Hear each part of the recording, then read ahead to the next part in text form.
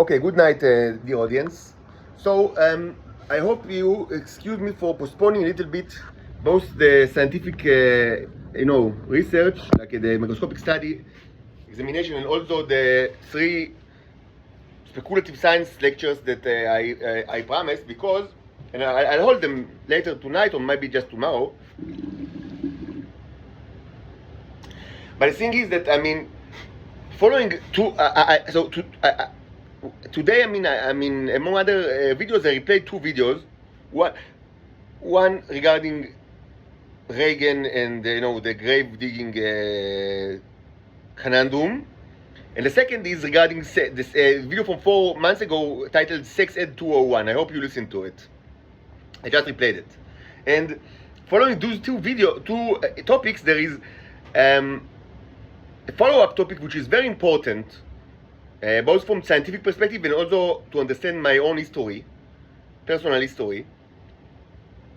And I already discussed it at least 2, if not 3 times, among other in the robot saga. But I searched now, I can't find it in the robot saga now. So I thought maybe, instead of just searching all the many videos, just speak about it again, just now, and even like elaborate a little bit more than I elaborated before. So maybe it's kind of like a good opportunity to revisit the issue again. It's an important subject. It is both a follow-up for the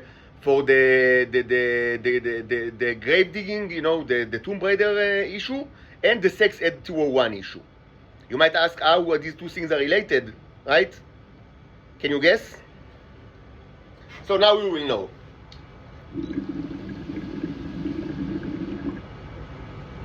It's not going to be a long video, but it's going to be important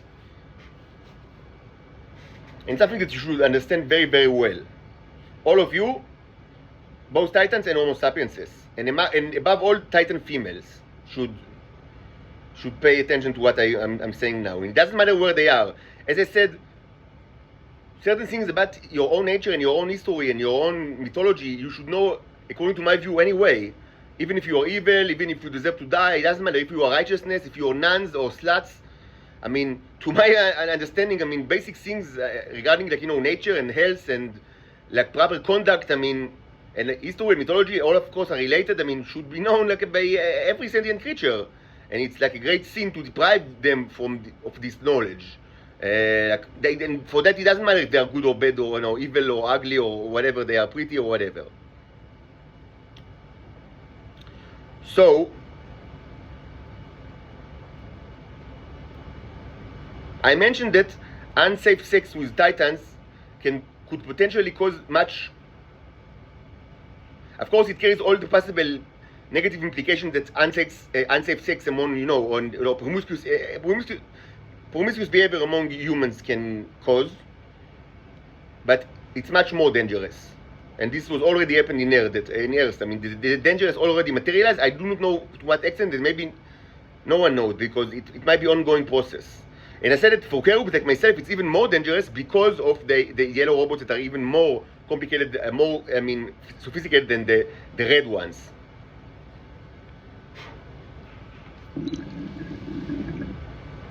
And I wasn't joking or like overstating the danger when I said that it could result in terraforming the Earth. And I will probably elaborate on that maybe some other time. Just now I want to say something very basic that all of you should understand very, very well.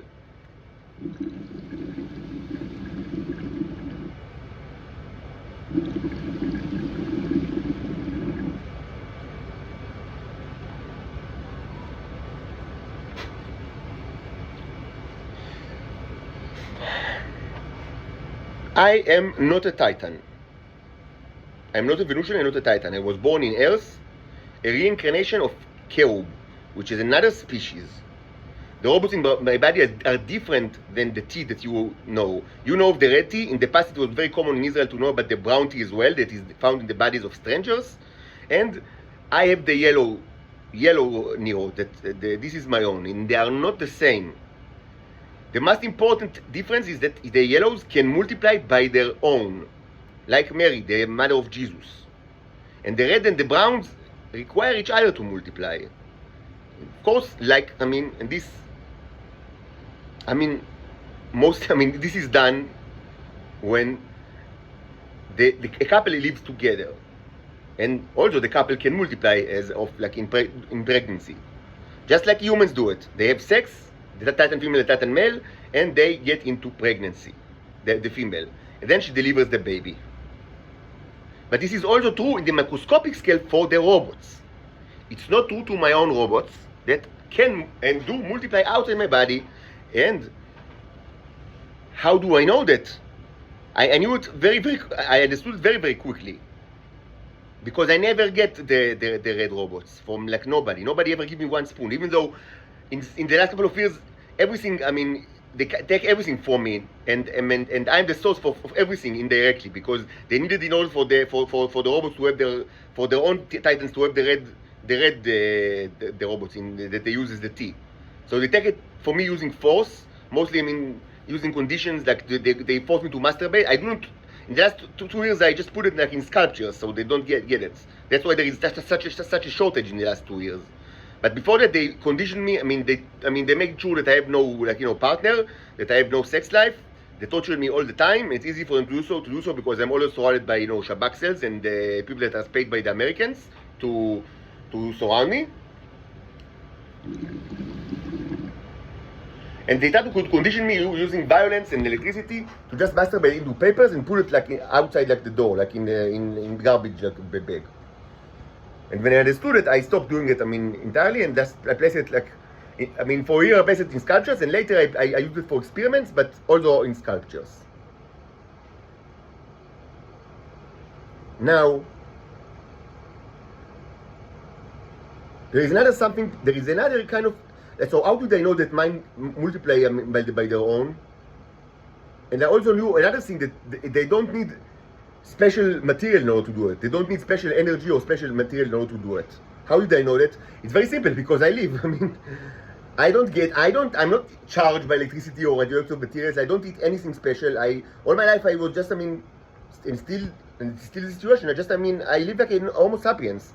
I eat whatever they eat. I mean, I had like, my diet, the difference, changed, because, there were times that I ate more meat, and there were times that I was like on sort of, I tried to lose weight using, what sort of like diets, like all of you, struggle to lose weight, try to, that I had lots of, Atkins diet, or, sort of like, Mediterranean, like everybody, like, I mean, I'm not different than other people, that, I'm not like religious about it. Like, I don't want or need to be like super thin or something like that. But yeah, I mean, my weight fluctuated. So, but I mean, I've eaten all sorts of things during my life, all sorts of things. But I mean, it was always usual stuff, just whatever you eat. I mean, hummus, pita, and now I in the last couple of years I don't eat meat at all, and also almost no chicken at all. And I try to avoid it completely, even though I'm under arrest. But I really try to avoid it completely. And there was a time that I was vegan completely, but this was when I lived in my own apartment, I rented an apartment. Under arrest, it's and I have no money. It's very difficult. Just I mean, it's very important for you to know that, I mean, that the nearest die in the vicinity of meat and poultry, and this is an important issue. And to some extent, it was actually documented in my experiments. Even though I intentionally do not conduct such experiments. I don't want to, I mean, but it's a historical issue, like, I mean, and you have it in your body, because in Venus you don't eat these things, you eat fish, and you gather, I mean, whatever you can gather, which is very difficult, because, gathering is not easy. It's also was true in Earth, I mean, during the time of the hunters gatherers. It's not gathering like stuff, like, it's not easy at all. Like, I mean, just to say that, I mean, many vegan, I completely, endorse veganism, and I'm completely, I mean, if you can be vegan, I mean, by all means be vegan. But I mean, just to say, many vegan gurus portray very fantastic depiction of hunter-gatherers, like, in kind of like, I mean, presumably primordial, fantastic Earth, in which it's like presumably very easy to gather like things from the ground. But it was never like that, and it's not like that. And it's actually, gathering is very, very, very difficult. And should be said, if you don't know, almost everything that you can find in almost every kind of anything that grows on the ground that you can find in the supermarket, wherever you are, almost everything, I mean, outside maybe blueberries, like almost everything besides blueberries is heavily modified by humans. It doesn't need to be genetic modification. It can be just, this is agriculture. This is the Neolithic revolution. Like the understanding that humans can change crops. You don't need to know genetics about it. They do it for 10,000 years at least in Earth. Probably much more than that. But there is ample record of it in the last 10,000 years. So and many things were changed very recently. Like I mentioned that many of the vegetables that humans eat were actually engineered by the Romans during the time of the empire, because it was kind of like a hobby of them. Like because it doesn't contain much calories, so poor people didn't like it. Because it was kind of like a wasteful activity to try to get it. So just because of that, the rich people, it was kind of like a noble activity, like of the patrikim, just because it's you don't really need to eat it, it became like a hobby to engineer it. Like the tail of the peacock, that say that you kind of put burden on yourself to show superiority. So noble people during the Roman Empire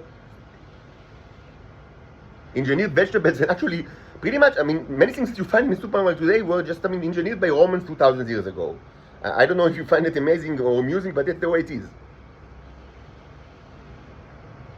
There was even a famous Roman emperor, I forgot his name actually. He was probably the only Roman emperor ever to actually retire, just retire. Not executed or defeated in kind of like a coup or murdered by his enemies, or died because of assassination or died in war. He just retired. He was a very successful emperor. I don't remember his name. It was around 200 AD, I think, something like that, if I remember correctly. And so when he was about 60, and he was a very successful emperor,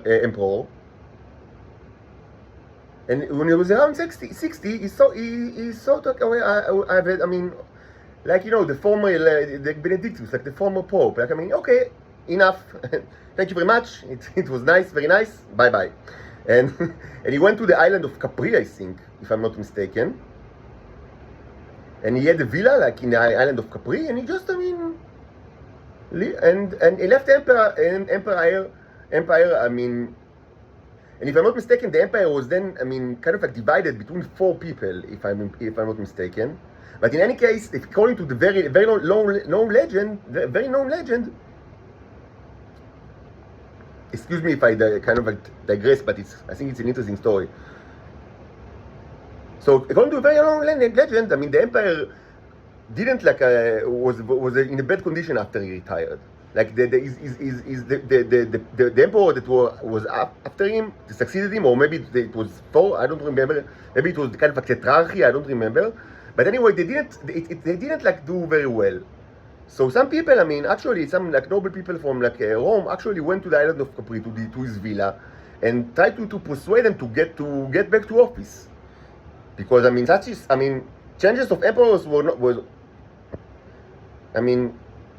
the role of the emperor in Rome, many of them declare themselves as deities or as descendants of deities, but it was never really sanctified, and it was always prone to change, and with regards to popularity and political schemes.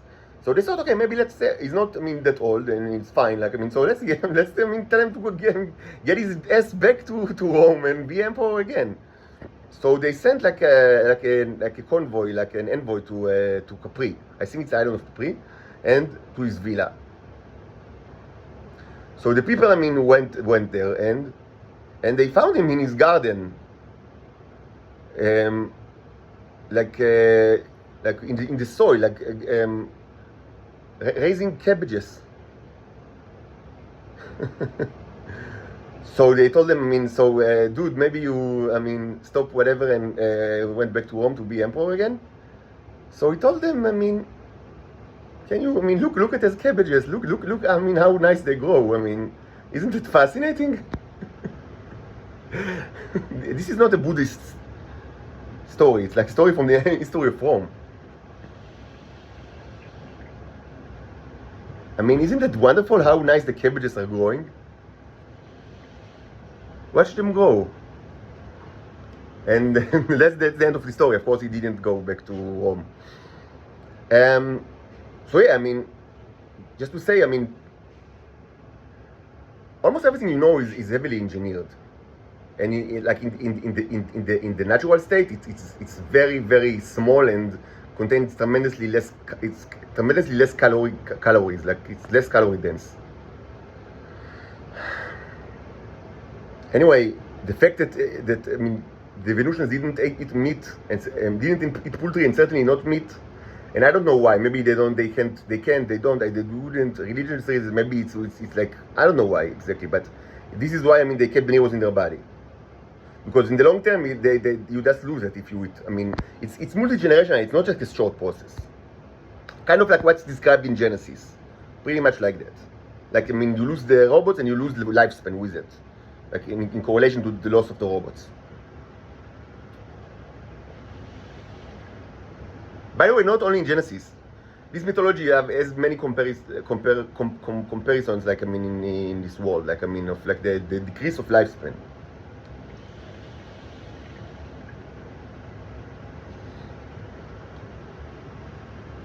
So this is an important issue. So I'm glad that I had the opportunity to reiterate it. But let's get back to the main issue of the topic of this video. So I don't eat anything special, and I don't have like I don't get any recharging whatever you think it is. It's bullshit, and I never received the red robots from any Titan female in my life. They just take from me. They never give me anything. So I understood very quickly that I mean, the fact that I have it in my body means that they can multiply, because otherwise they would. I mean, they are, I mean, you know, they are organic parts, not in a biological sense, but they're organic part of my body. Like from you know, it's like integral part of my thermodynamics, like you know, and so I mean, it's impossible that I mean they do not decay and die, and of course they do, because of entropy. I mean, also of reasons. I mean, they must they must die, and they do. So others should be born. Otherwise, I was empty, and I'm not. I have a tremendous amount of it in my body. So I understood that they multiply by themselves, and that it's different from the reds and the browns. And a major topic again of this channel was to show how, I mean, to see and how can you do it outside my body, like in containers, using all sorts of ways that were eventually very successful. But there is another interesting thing that you should know about me. When I ejaculate, normally, my semen contains both sperm cells and neurons. Now, for a long time, I was radiated by the Israelis, so I didn't have sperm cells. They I mean, it forced me to be, I mean, to not have, like they forced me to infertility, according to their thought. And it was like that until very recently, until maybe a month ago. That's why, and only about a month or 2 months ago, they stopped it. These electrical detected constantly they did it to me, and this was demonstrated. This is demonstrated in this channel, because in this channel, along the last year, you see tremendous amount of videos that, I mean, microscopic like examinations of my ejaculations, always like fresh ones, and you do not see sperm cells until like a month or 2 months ago, but now you always see tremendous amount of sperm cells that look like human sperm cells, you know, with the flagellum, like, and they live along the neurons. But you always found neurons in my semen, because the neurons do not die by this radiation. They are much harder to kill, even though they could die by radiation, and that's, I mean, one of the things going on right now. I mean, you know, using the starships, but it's not affected. The specific radiation doesn't affect my own neurons, but it affects the red ones.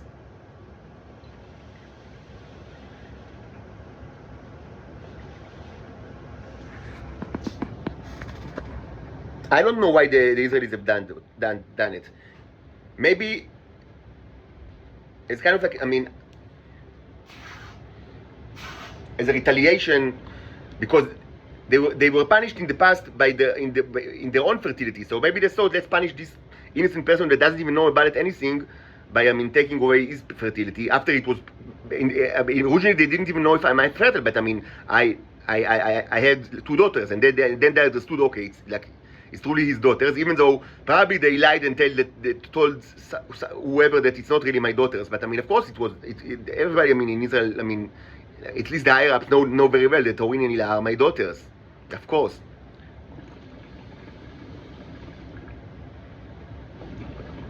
They are not Homo sapiens, and they were born in Hadassah Har HaTzofim in Jerusalem, well documented, a famous, hospital in Jerusalem. Everything that relates to their birth is documented, They did not arrive from Venus or from anywhere else, and they are not Homo sapiens, and they were born in Earth. This is probably unusual because not many non-Homo sapiens babies are born in Earth since the beginning of the 20th century, because it was always part of the Israeli agenda to control the population like according to their needs. So maybe they thought that the retaliation will, make him infertile. I don't know what they thought.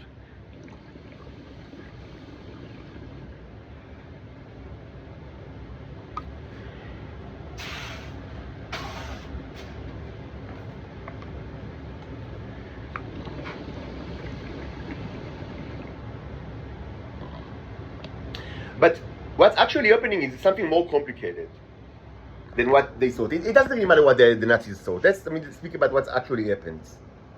If they are not radiated, I have both like these things. This is not true to normal Titans, and I can impregnate both Homo sapiens female and Titan female, and of course Titan cherub female. But they are.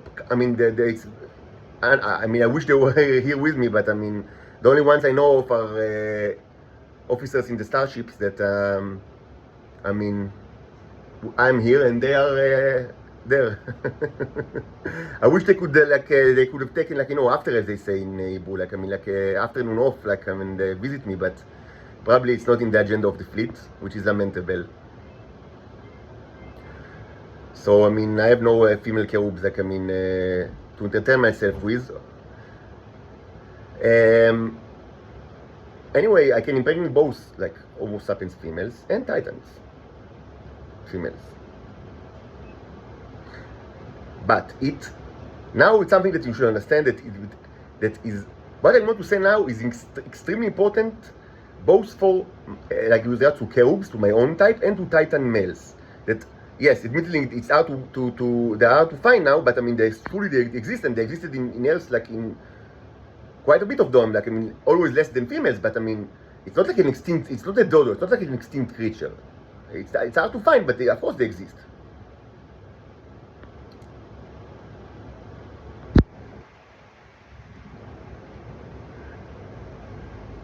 In order for us, the males, Titan males and cherubs males, to impregnate a female, we need to have sex with her.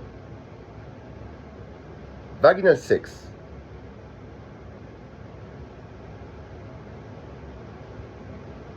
Should be said that probably twice, not once. But especially if she's a virgin. But this is discussed in other videos. It's not tremendously important. We cannot impregnate. We do not impregnate Titan female. This is true to the Titan females. We do not impregnate Titan females on the first if it's the first time she had sex. It's not going to work.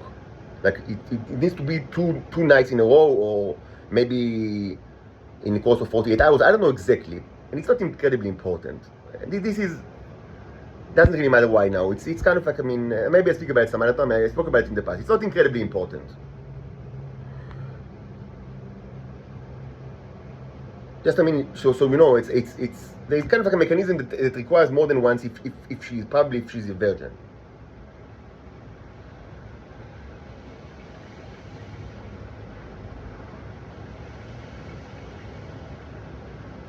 Or perhaps it's possible that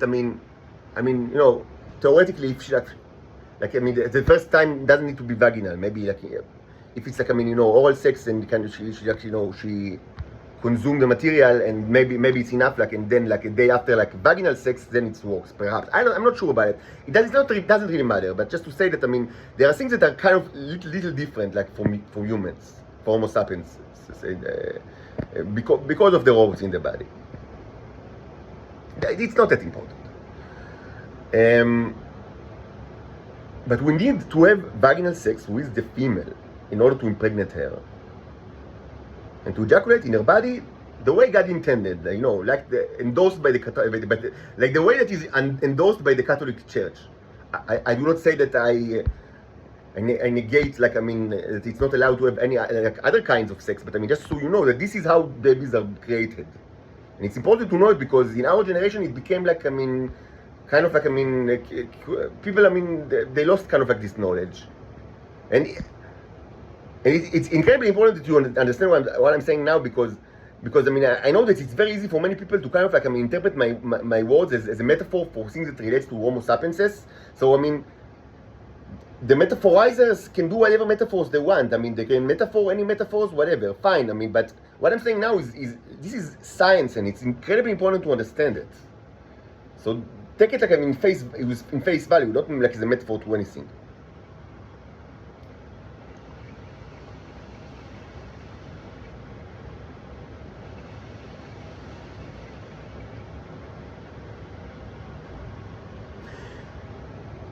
During the last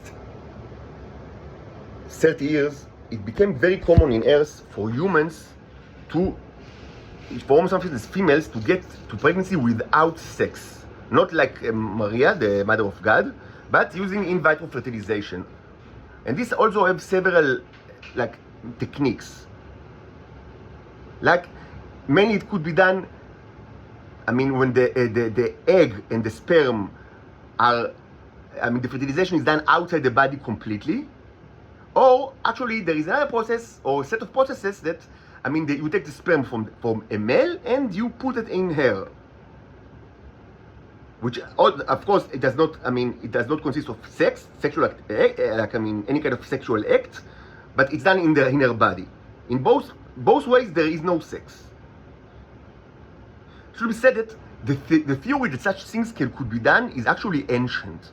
Many ancient cultures, 2,000 years ago, even 3,000 years ago, hypothesized about this kind of theoretical process.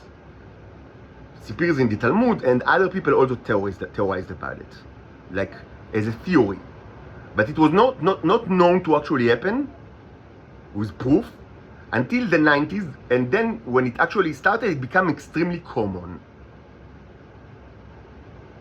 Now it should be said, this most certainly should not be done in order to fertilize Titan females. It should not be done at all. This is a grave mistake to presumably take the semen of a Titan male or a cherub male like myself and to place it without sex in the body of a Titan female. Whether it's directly in her body or in a laboratory and then place the fertilized material inside her body. Both of these things should not be done at all. This is a great mistake. A great mistake.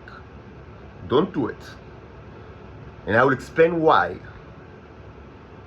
When I or a Titan male impregnate a Titan female, it's also true to cherub female, of course, but they are just on the starships, like Uhura or whatever, captain of communication or whatever, or Troy or whatever favorite, starship officer that you can. I like Troy actually, but actually when I was a teenager, I didn't understand why people found her so beautiful, but as a grown-up, I became now I think that, of course, at the time, when she was young, she was extremely attractive. Just to say that, some things need time to evolve, it requires some maturity to appreciate. Where were we? So, Sirtis is the name, something like that. Marina Sirtis, man? Anyway, we cannot. It's not something that is done by the cherubs and the titans to bring the Titan females, because what is used for the fertilization are the Neros, the robots, the Neros. Not it requires the robots, and these robots cannot be freezed the way that you freeze sperm cells, because an integral part of any in vitro process is that you freeze some like a male masturbates, and then you put it like on a vial or something, and then it's freezed. Yes, I mean, in ancient past of humanity, all sorts of like other processes, you know, mythological or speculative processes were kind of like, I mean, devised to do it without freezing. But today it's not, it's always done, it's always like, freezing it is always part of the process. Because otherwise, I mean, what can, I mean, you want to like to keep it like, you know, even if it's used very shortly after, I mean, you know, the ejaculation, which sometimes it takes place years after, like, I mean, the ejaculation. But in any case, I mean, part of the process is freezing it. Now, neros do not freeze. Neros work better when they are in sub-zero temperatures. And this was documented many times in this channel using rigorous experimentation. The lower the temperature, the better they operate. Of course, at the same time, it's true that they can be energized using the crucible in tremendous fire. But if you want them to work, to do their job without external source of energy, and they can do it, I mean, it was demonstrated many times in this channel, they can work without external source of energy, the lower temperature, the better they work. Most probably because of the fact, I mean, maybe there are other explanations, I didn't prove it, but most probably makes sense that because they are superconductors. And this was discussed a lot in this channel. It's not the time to repeat it, but I mean, the issue of superconductivity of the neros was discussed a lot in this channel. They are superconductors. Probably room temperature superconductors, but this is debatable because among, I mean, lack of evidence, but also lack of proper definition of what exactly is room temperature superconductors, because humans don't have a rigid explanation. It's kind of like one of the holy grails of physics, and like many, like, you know, holy grail is the holy grail of Jesus is not like well defined. I mean, you can imagine it in all sorts of ways, but I mean, until you find it, I mean, you don't really define it. So it's true to room temperature superconductors. And I discussed it in other videos. I can replay it if it's like important to you. But most certainly they are almost certainly some kind of superconductors, probably room temperature, but this depends on definition. In any way, they require, in order to facilitate electrical energy, something that they do great, and this was documented in tremendous amount of videos, that they prefer electrical energy, like, I mean, in order to work, it's better to keep them cold. Even though they can do it, but it doesn't necessarily build. I mean, they can do it. They are great conductors, tremendously, I mean, almost perfect conductors, even like in very high temperature, like 50 or 60 degrees Celsius, which is something that's not known to humans at all. And this was proven in this channel and discussed quite a bit. Anyway, they prefer lower temperatures. So if you freeze them, they are actually now more active than before. And by the time you take these robots and put it in the female body, or you do it like completely outside the body, whatever, in both options, they spent some time outside my body, or the Titan or the Cherub male, and they are outside the body. They have their own agenda. And again, this is a major topic of this channel. When they are outside my body, they have their own agenda. They are like part of civilization, and they do amazing stuff, but you don't control them outside the body. I mean, I can do it to some extent using the symbolic language. But of course, the doctors or the nuns that are taking, you know, that are using, you know, the in vitro fertilization process on these aliens robots, of course, they don't have any knowledge of the symbolic language. And even if they do, and even if the robots listen to them, which is probably not the case, it's completely irresponsible, I mean, to use the symbolic language in order to kind of like, I mean, affect the robots when they're out of the body. This is something that I myself would never like do. Like, I mean, even if I had like tremendous amount of the knowledge of the symbolic language and I was like certain that they all listen to me, which is somewhat the case. But I mean, even like under this assumption, it's tremendously, I mean, no, I wouldn't risk it on things like, you know, fertilization of a female. This is crazy. This is insane. So what can actually happen if you try to do it? 3 options. First option, nothing will get out of it. The fertilization will fail. Second option, that it will look like it actually succeeded, but it will end in a very quick miscarriage. of the fetus in the womb of the Titan. And third option, which should be stated because it's a viable option, is that it's actually pregnancy will start and maybe reach like continue all its course, like, or perhaps until maybe almost until the end. But what will be developed is something completely unexpected, not baby Titan, but whatever the neuro decide. Could be all sort of like, curious things. And when I say curious thing, I do not mean a baby with 4 fingers instead of 5, or a baby with that is covered with birthmark. No, it's not what I mean. What I mean is things like Bast and Ra, the Egyptian gods, and this is like the best case scenario. The worst case scenario is something like you've seen in the tomb of Reagan, like the extra, the third creature. So don't do it. Don't do it.